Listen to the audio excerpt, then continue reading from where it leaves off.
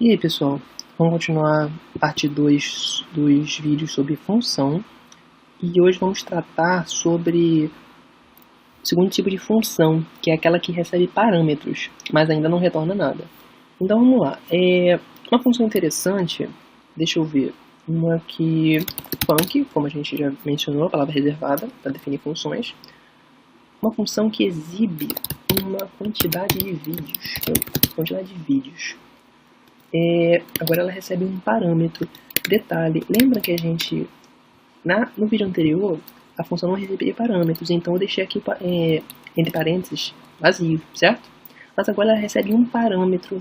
Qual seria esse parâmetro? Se a função exibe a quantidade de vídeos, percebam que eu usei sempre a notação no estilo camel case, que é a primeira palavra em minúsculo e as sequenciais com a primeira letra em maiúsculo.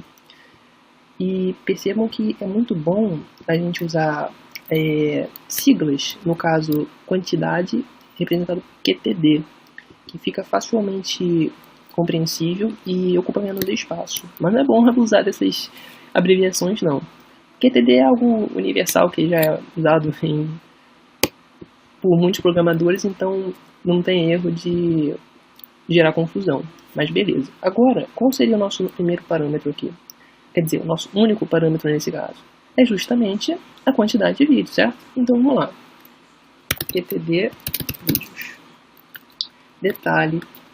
Olha só, qual é o tipo da quantidade? Quantidade é inteira, né? Então, int. Isso aqui, todo parâmetro, obrigatoriamente, temos que especificar uma label para ele. O que é uma label? É como se fosse uma marca, um nome para esse parâmetro. No caso, é QTD vídeos. E temos que especificar também o tipo do nosso parâmetro.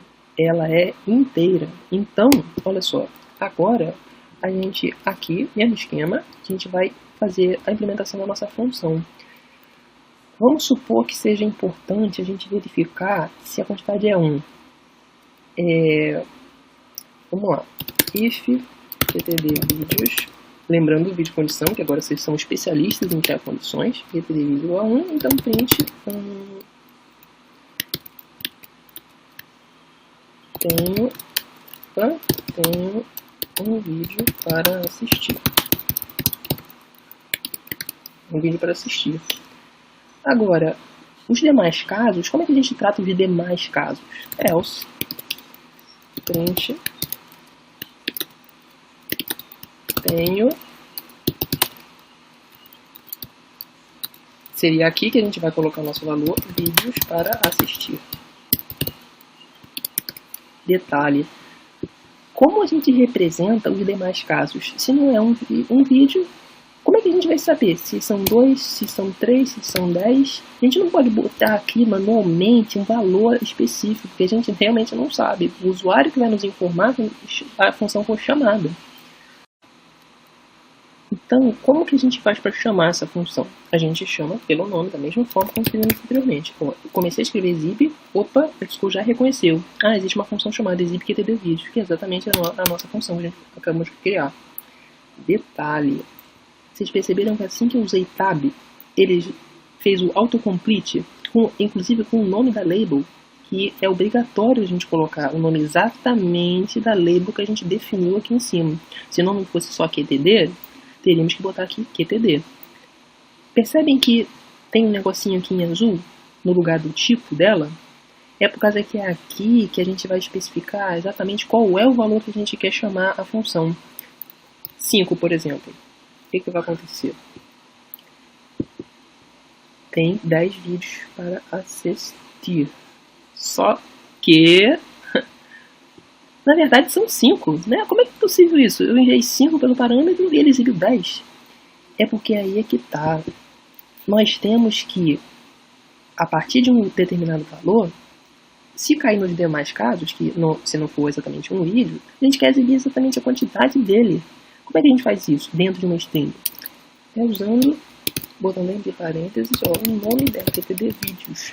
Percebeu que assim que eu coloquei entre parênteses e usando essa barra daqui, o contra barra, automaticamente a string, ela não é na cor vermelha, ele já reconheceu que isso aqui ficou na cor preta. Mas o que significa isso daqui? É a mesma coisa da gente converter uma variável que é inteira para string. Ou seja, ele pegou o conteúdo da nossa variável aqui, que TDVídeos. Eu não enviei que era 5. Então, ele chegou aqui e pegou. Qual o conteúdo de TDVídeos? É 5 e converteu para string automaticamente. E ele exibe, tenho 5 vídeos para assistir. Se a gente tivesse 10, o que vai acontecer? Tenho 10 vídeos para assistir. É isso aí. Agora, outro detalhe importante, até existe uma forma da gente omitir essa label aqui. Só que não é muito bem recomendado a gente fazer isso. Botando o underline aqui. E a gente pode simplesmente omitir essa label, enviando simplesmente o 10. Só que não é recomendado por questão de semântica, assim. Porque quando a gente chama uma função, que ela já existe no sistema, como é que a gente vai saber exatamente o que ela representa? O que os parâmetros significam. Então, é por isso que é importante deixar claro que o significado desse parâmetro, que é TDVídeos, e a gente usa tanto ali quanto aqui. Entendem? Um detalhe importante também é que, devido a esse lance da label tem que ser exatamente igual, imagina se a gente fosse começar a escrever manualmente. Vamos lá, vou chamar de novo. Exib, TDVídeos. Eu não vou apertar tab. Vamos lá, aí sem querer eu botei mais isso aqui, QTD, vídeos, sem querer algumas coisas e 5. E aí? O Xcode vai voar. Por quê? Por causa que tem que ser colocado exatamente o nome. E no Xcode, nos frameworks, nas funções que já vem pronta pela Apple, tem nomes assim, gigantescos. Se a gente fosse digitar letrinha por letrinha, a chance de errar é absurdamente alta. Então, o que eu recomendo? Eu recomendo a gente fazer justamente isso. A gente começa a escrever, apareceu ali o que eu quero, porque tem outras sugestões também. Aperto o tab, pronto. E o que está em azul é exatamente o valor que a gente tem que informar. No caso, pode ser 4. E se fosse 1, né? O primeiro condição é verdadeira. Tenho um vídeo para assistir. Por que eu botei essa condição como 1? Justamente por causa que, se eu fosse só colocar essa forma aqui de escrita, tenho tantos vídeos, no plural, para assistir. E se o usuário me enviar 1, ia acontecer do quê? Tenho vídeos para assistir. Então, por isso que foi interessante separar aqui, nesse caso, tenho um vídeo para assistir. Tratei esse caso à parte. Mas vamos supor que seja interessante também a gente tratar quando não tem nenhum vídeo para assistir. Porque pode ser 0 também, né? Então, a gente, na verdade, isso aqui se torna um else if, porque, na verdade, a gente vai colocar um if, certo? A gente pode transformar isso para facilitar no else if e colocar um if aqui no começo. If aqui TDVídeos. Para ficar na ordem, vamos dizer assim, né? 0, 20, nenhum vídeo para assistir. Uma carinha triste. Percebem que, agora vamos lá, vou enviar 0 aqui como parâmetro, 0. Primeira condição é verdadeira, então, nenhum vídeo para assistir. E a carinha bem triste aqui. Entenderam? E esse é um exemplo importante por causa que, por exemplo, vídeos, tem vários vídeos em alta hoje em dia, como por exemplo, vídeos de memes na internet, está espalhado infinitos memes de vídeos de gatos, vídeos de pombo, né? E é uma gracinha esses vídeos, né? Olha, por exemplo, se eu alternar aqui sem querer a minha aba aqui para o navegador, olha só o que vai acontecer.